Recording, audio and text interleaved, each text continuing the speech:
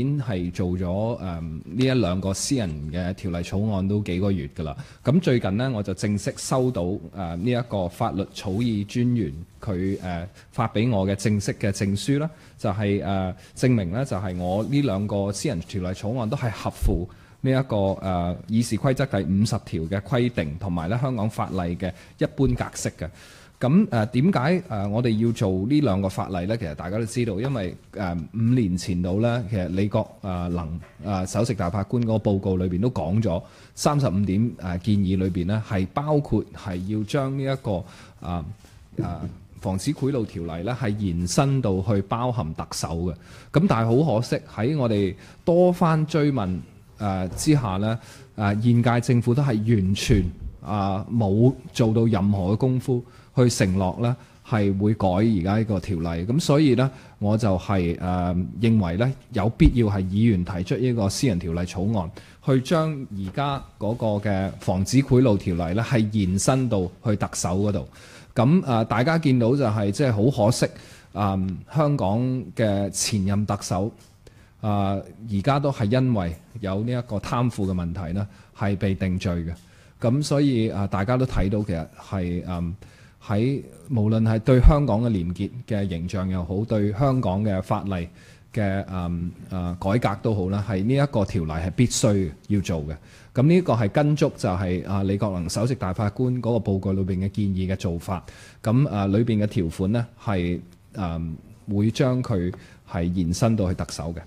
咁另外一個條例呢，就係呢一個廉政公署嘅條例啦。咁廉政公署條例點解都要改呢？就係因為大家見到就係過去嗰幾年呢，係有事件呢係涉嫌呢係特首可能係干預咗呢一個廉政公署嗰個內部運作，亦令人覺得呢廉政公署呢係唔能夠獨立咁去調查，尤其是如果你係調查對象係特首嘅話呢，更加呢就係會俾人覺得係有一個利益衝突嘅情況喺度。咁所以我哋認為而家嗰個廉政公署條例呢，其實已經好多年係冇改過，亦都冇改革嘅。咁其實好似係2年前到1年前到啦，你記得就係前任嘅廉政專員咪嚟咗香港嘅 Smithfield， 佢都建議就係話我哋應該去改革嗰個防止廉政公署條例。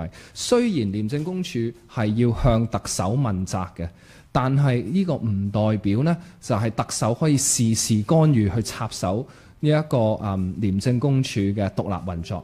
咁所以呢，我哋要改呢一個廉政公署條例呢，亦都係將特首嗰個嘅職權呢，同埋佢廉政公署嘅獨立性呢，係更加清楚咁寫喺法例裏邊，令到呢廉政專員呢，雖然佢係要向特首匯報，但係匯報問責得嚟呢，佢自己亦都係可以有一個獨立運作權。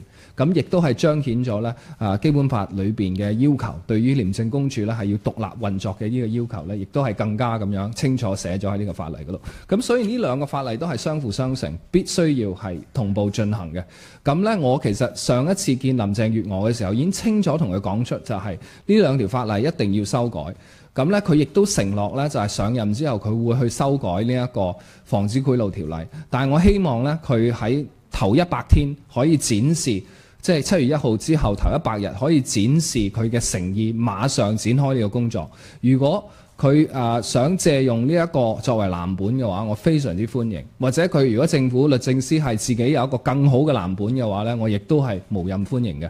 不過話做唔到，因為有咩嗰啲憲法嘅問題解決唔到呢，呢啲全部都係狡辯嘅，呢啲全部都係冇理據嘅一啲藉口嚟嘅。咁所以其實要做嘅話呢係好容易，其實已經做咗。咁所以我就提兩個私人條例草案呢，就希望政府馬上做。咁我亦都會呢將呢兩份草案呢擺上呢個政制事務委員會嗰度呢，係喺9月10月嗰度呢，係希望可以討論嘅。嚇，有冇其他問題？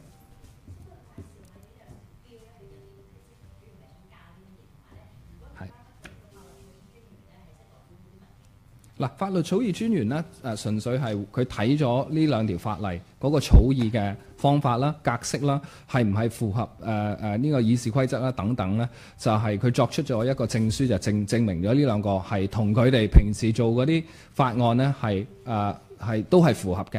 咁嗰個即係嗰個講嗰個寫法或者本身個法案嘅水準呢，都係能夠達到佢哋嘅要求啦。咁嗱呢兩條草案我頭先講啦，防止賄賂條例好簡單，就係將佢延伸到特首嗰度。咁就係如果特首同其他公職人員咧都係睇齊嘅。咁其實最重要都係頭先我講就係呢一個防止賄呢個廉政公署條例嗰個改革咧，係將譬如特首任命呢個廉政專員，佢嗰個程序係點樣啦？譬如佢任命嘅時候可以定明係邊一個去負責譬如佢嗰個任期啦係幾長啦？會唔會再獲委任啦？咁我哋裏邊咧就係做咗一個叫做獨立委員會，係專係做任命嘅。咁就係委任咧將會委任呢一個首席大法官啦，同埋2名嘅社會上即係受尊重嘅人士啦，係去擔任呢一個獨立委員會嘅。就係呢個獨立委員會咧係專係負責咧就係去處理呢一個廉政專員嘅任命嘅問題。咁大家都知道廉政專員嘅任命咧，而家咧其實喺個條例裏邊冇一個好清楚嘅規範。咁所以大家都知道，譬如任期幾長，佢做到幾時，就會由呢一個獨立委員會去睇，究竟會唔會延續佢嘅任命。如果唔延續嘅話，點解？咁呢啲全部都有個清楚嘅喺個條例裏邊提咗出嚟咯。咁所以係希望廉政專員佢嗰個任期啊，佢自己嗰個職能啊等等都係好獨立咁樣去繼續去行使佢嘅權力咁樣。係。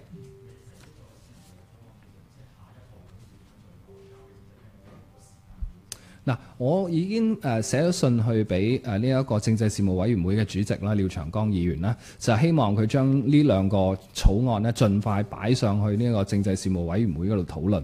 咁我估因為而家都就嚟放暑假啦，咁所以我哋9月、10月嗰陣時咧會希望可以擺到上呢個政制事務委員會。但係我頭先都講，就係我公開呼籲林鄭月娥7月1號上任之後，馬上展開呢個工作，喺100天裏邊呢，馬上可以拎到一個藍本出嚟，係可以展開公眾諮詢嘅一個藍本，係我會要求佢最起碼咁做到咯嚇。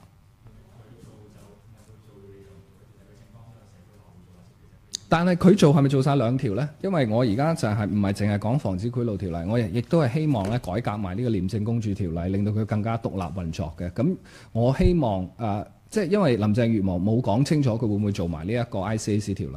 咁如果 ICAC 條例佢都肯改咧，咁我哋當然可以即係更加樂意見到佢會肯做啦。但係如果佢唔做嘅話，我都會繼續去做呢一個 ICAC 嘅改革方案。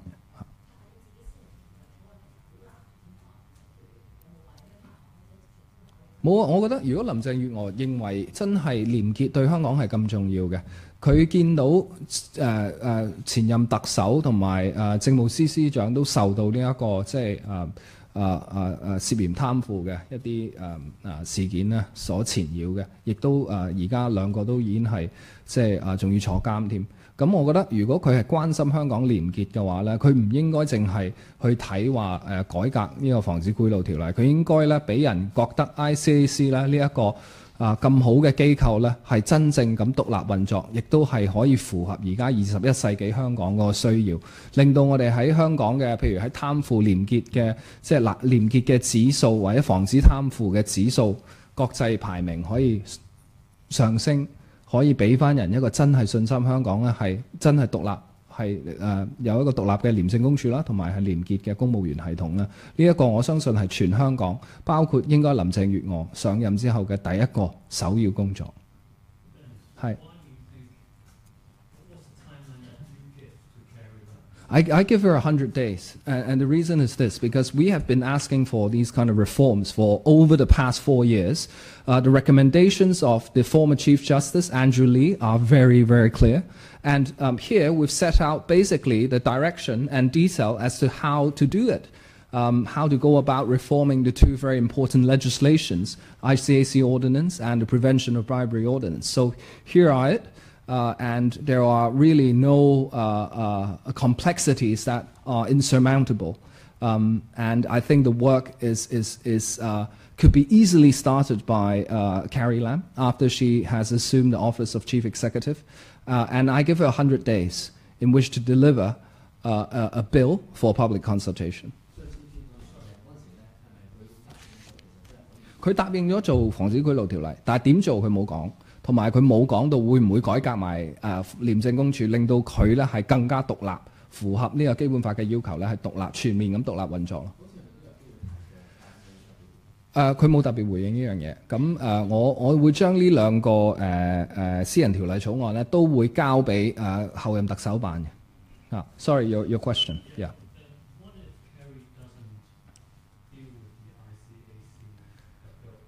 Yeah.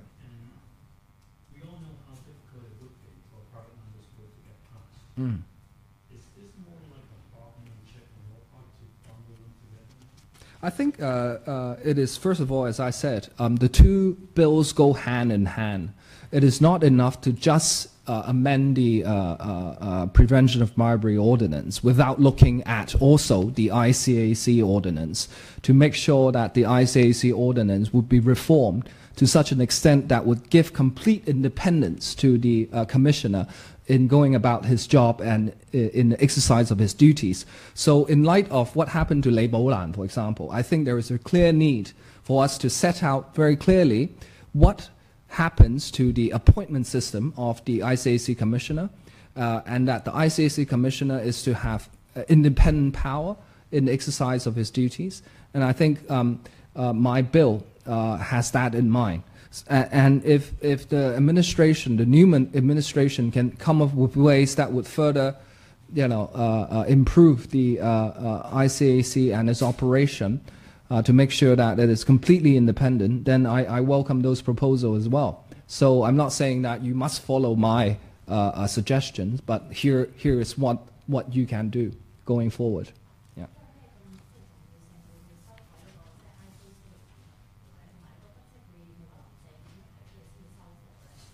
我覺得有需要去修改 ICAC 條例嘅，尤其是即係大家睇到過去有啲令人質疑廉政公署嘅事件啦，同埋咧如果你將嗰個防止賄賂條例係延伸到特首嘅話咧，總有機會係廉政公署一定要查埋特首嘅。咁如果廉政公署查特首嘅時候，究竟廉政公署應該點樣確保佢獨立性咧？呢個問題我哋大家都要諗嘅。咁所以其實改呢一個防止賄賂條例變身咧，就係亦都要改埋呢一個 ICAC 條例咯。我覺得迫切性就係香港個廉潔嘅形象咯，因為而家大家都見到就係好可惜，我哋上任特首同埋前任政務司司長都而家已經坐緊監啦，因為一啲涉嫌貪腐嘅問題。咁大家對香港嗰個廉潔亦都嗰個形象係好關心嘅，咁嗰個迫切性係好緊要，因為大家都唔想香港呢一個廉潔嘅形象係繼續受損啦。咁一定要挽回嘅就係 ICAC 嘅聲望，一定要挽回嘅就係令人覺得 ICAC 係獨立運作，咁呢一個係好緊要嘅。OK， 好，唔該晒大家 ，thank you。係。我冇同佢哋摸過底，不過我相信所有議員都應該關心呢個問題咯。既然首席大法官李國能都講咗呢35點建議，其實講咗咁耐，點解都冇做到呢？我都希望建制派議員同樣去關心呢個問題啦，因為呢個係不分黨派，係唔應該有政治成分嘅一個建議。廉潔係大家都關心嘅，咁所以我覺得唔應該分黨派咯。咁我都會邀請其實建制派嘅議員咧係俾啲意見我，認為佢哋認為應該點樣去改革而家嘅條例啦。我都會好即係歡迎佢哋嘅意見嘅嚇。佢未覆我，但係我相信佢都冇得避嘅，因為呢一個好明顯係政制事務委員會嘅要處理嘅。咁既然我都攞咗呢個律政司司長，即係呢個法律草擬專員嘅證書啦，證明呢一個係合格式，亦都合乎議事規則啦。咁佢冇得再拖嘅嚇。係。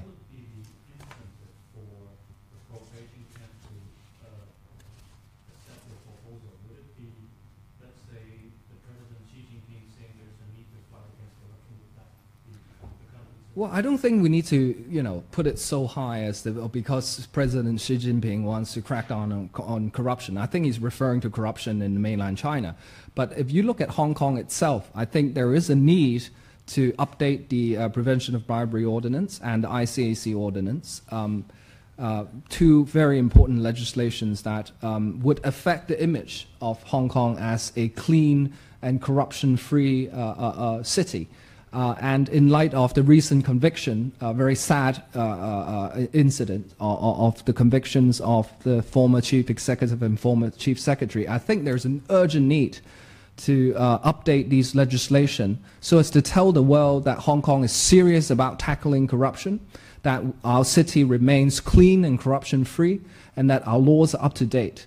So I think that's the purpose of these legislations, and that's why I urge the administration to get on it and produce some concrete results ASAP. Now, if Carrie Lam is serious about her mandate, I think she has to put this at the top of her priority, and I'll seriously urge her to do so.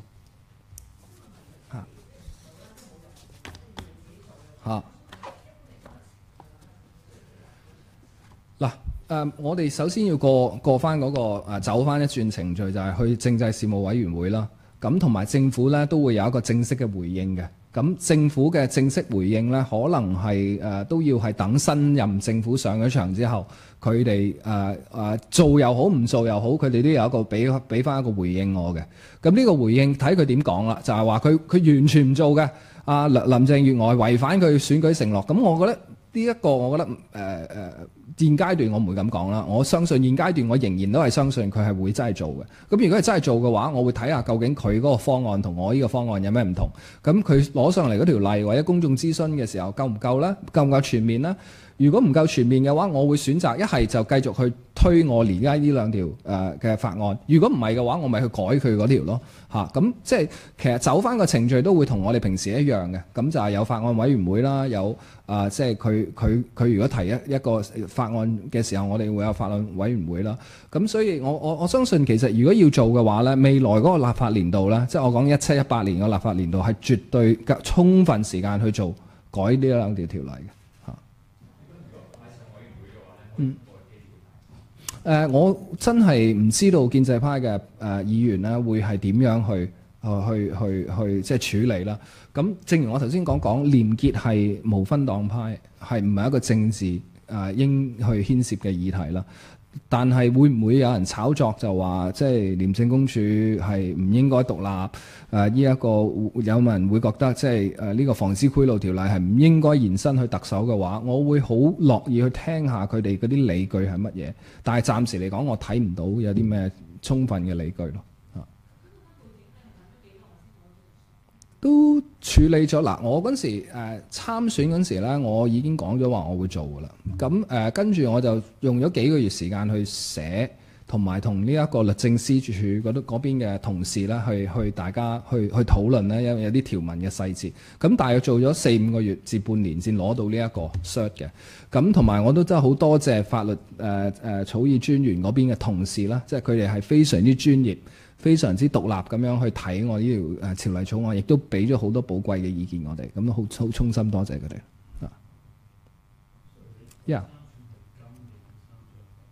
唔係我上年參選立法會嗰時，我都有講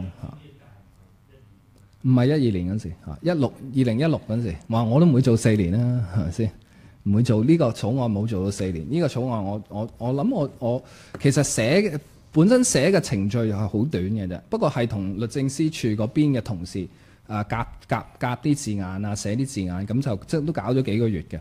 咁所以到最後即係得到呢個藍本咧，都需要時間咯。所以就到而家先拎出嚟。不過照我頭先所講咧，就係即係如果要做嘅話咧，17、18呢個立法年度係絕對夠時間做嘅。冇咁，我對佢完全冇期望㗎啦。而家你話失望到，即係都即係好難講説得上嘅。咁但係即係我覺得根本上係詭辯啦。即係佢過去嗰幾年嚟又話研究咩啫？研究咗啲乜啊？研究咗啲我記得立法會嗰度佢講過就話嗰陣時林鄭月娥答嘅，佢話有啲咩憲法嘅問題，其實有咩憲法問題啫？即係所以呢啲全部都係佢唔肯做。咁但係有啲人會問嘅，喂呢一個防止賄賂條例有冇追溯能力㗎？即係可唔可以追溯翻？譬如梁振英以前做嗰啲嘢就係冇嘅，因為一般嚟講咧，刑事法例係冇追溯即係好例外，好例外，好少普通法國家有刑事法係有追溯權嘅，咁所以係冇追溯權嘅。咁但係究竟梁振英 UGL 嗰5000萬會係點樣發展呢？會唔會有其他嘅普通法嘅刑事罪行呢？呢個我唔知道，呢個亦都係 ICAC 點解要查嘅原因啊。係 ，Yes, okay.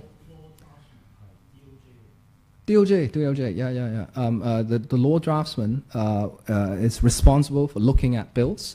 So, for example, I've proposed the special education needs bill. That was also looked at by the law draftsman.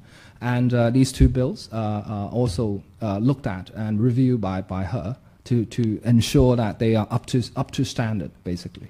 Yeah. 好，唔該晒咁多位，thank you。好啊。